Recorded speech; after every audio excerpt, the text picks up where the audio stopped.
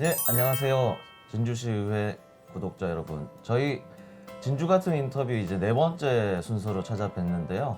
책과 만나는 즐거움을 전해주고 계시고 오늘 소소책방의 조경국 대표님 만나보고 얘기 좀 나눠보도록 하겠습니다. 반갑습니다. 네, 반갑습니다. 네. 네. 오늘 날짜로 책이 발간되는 게 있더라고요. 네. 어떤 책인지 한번 어, 얘기를 좀 하시면서 먼저 인사부터.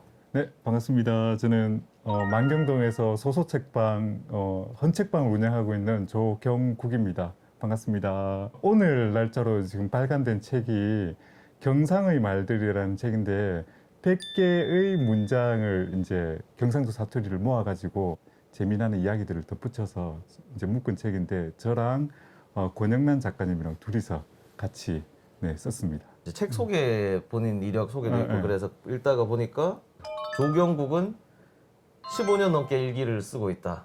네. 사실인가요? 예, 2006년부터 일기를 쓰고 또 이제 일기에 관한 책도 한 권 내고 일기 쓰는 법이라는 책도 한 권 냈는데 또 일기와 관련된 책도 편집을 했었어요.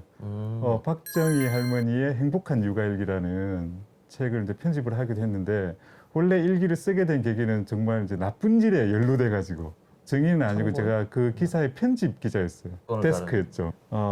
이제 제가 법정에 명예훼손 소송 건으로 이제 불려가게 돼가지고 그 사건에서 가해자분이 피해자가 여러 명 있었거든요. 근데 이제 그 가해자가 자기가 그 일을 하지 않았다고 일기를 증거로, 그러니까 그런 사람도 저렇게 일기를 쓰고 있는데 나도 일기를 써야 되겠다. 이제 반면 교사로 삼은 거지. 다행히도 이제 피해자의 손을 들어주는 걸로 끝이 났지만 근데 제가 그 때문에 한 1년 정도 고생을 했거든요. 계기가 된 게 오토바이로 일본 책방이라고 오토바이를 타고 이제 일본의 홋카이도에 있는 이와타 서점을 찾아가는 게 제 버킷리스트였어요. 그 2015년도에 일본에 있는 이제 유명한 도서관이나 또 멋진 서점들을 찾아보면서 이제 한 달 동안 일기를 꾸준히 썼죠. 쓰고 또 이제 그걸 SNS에다가도 올렸어요. 정보를 다 정리를 해서. 그게 이제 출판사 대표님이 보시고 한번 책으로 묶어보면 좋겠다고 연락이 와서 그게 인연이 되어서 계속 그 출판사에서 지금 작업을 하고 있는 거죠. 그 일본이 먼저인가요? 시베리아 횡단이 먼저인가요? 일본 다음에 이제 시베리아. 진주로 이제 내려오면서 제일 하고 싶었던 게 그 이제 포르투갈 포르테는 렐루 서점에 가는 게 꿈이었거든요. 거기도 서점이네요. 서점이요. 세계에서 가장 아름다운 서점, 이렇게 5손가락 안에 꼽는 서점 이렇게 하면 항상 들어가는 서점이기도 하고 거기를 이제 보고 와서 이제 차리려고 했었거든요. 그때 이제 2013년도 2월에 배낭여행을 떠났어요. 그 렐루 서점에 가려고 1년 동안 떠났는데 이제 렐루 서점까지 못 가고 7개월 만에 이제 한국으로 다시 돌아왔죠. 중국에서 이제 내륙으로 해서 계속 이제 도시마다 뭐 도서관 보고 서점 보고 해서 그 렐루 서점을 마지막 이제 목적지로 해서까지 보고 이제 돌아오는 게 1년 동안의 여행 계획이었거든요. 근데 중간에 뭐 돈이 떨어져요? 이제 돈보다는 집에서 돌아오라 그러더라고요. 이제 그만해라. 이제 그만해라. 집이 뭐 또 형편이 있고 그러니까 어떻게 돌아와서 다음에 가라. 근데 제가 이제 그 1년 동안 휴가를 받았었거든요. 제가 어떻게든 1년 동안은 내가 뭔가 여행을 다녀오겠다.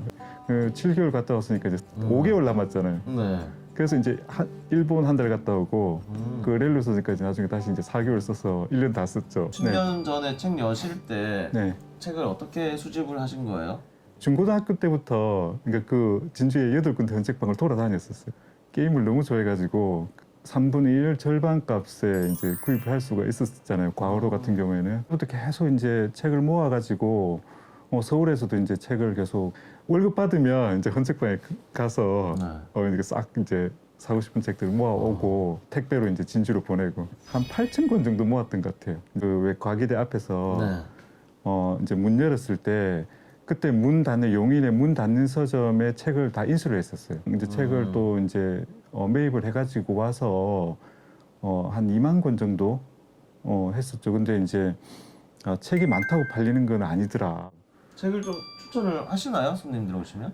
손님들하고 말을 잘 안 쓸 거예요. 아, 그래요? 예. 계산을 하거나 뭐 꼭 책을 찾으시는 게 있다라고 하면 이제 뭐 저기 이야기를 건네긴 한데 가능하면 네. 아, 그 매일매일 왕창왕창 팔려도 사실 힘들 것 같긴 한데 네. 되게 또 인터넷으로 사는 사람도 많으니까 네. 헌책방의 매출의 80%가 이제 온라인 판매로 이루어지거든요. 네. 네, 근데 저는 이제 그걸 하고 싶지는 않았고. 근데 헌책방까지 와서 책 사시는 분들은 네. 자기의 필요가 정말 명확한 경우가 대부분인 것 같아요. 딱 집어서 딱 집어서. 나에게 진주시란 어떤 곳인가?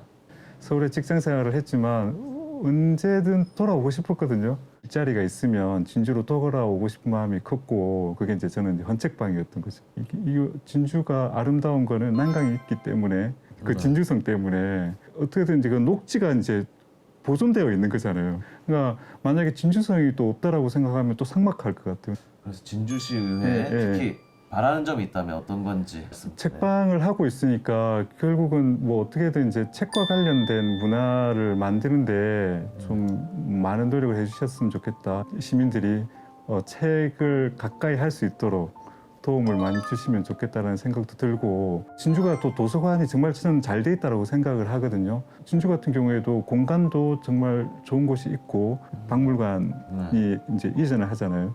그런 뭐 박물관이라든가 그런 공간에서 굉장히 멋진 뭔가 이벤트를 만들 수도 있지 않을까. 책 축제가 훨씬 더 사람들한테 감동을 더 많이 주는 것 같아요.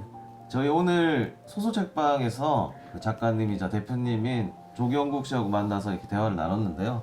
앞으로 어떤 지역의 문화의 쉼터 공간으로서 헌책방이라든지 이런 데 대해서 관심을 더 기울여야 될 필요가 있을 것 같고 시의회에서도 네.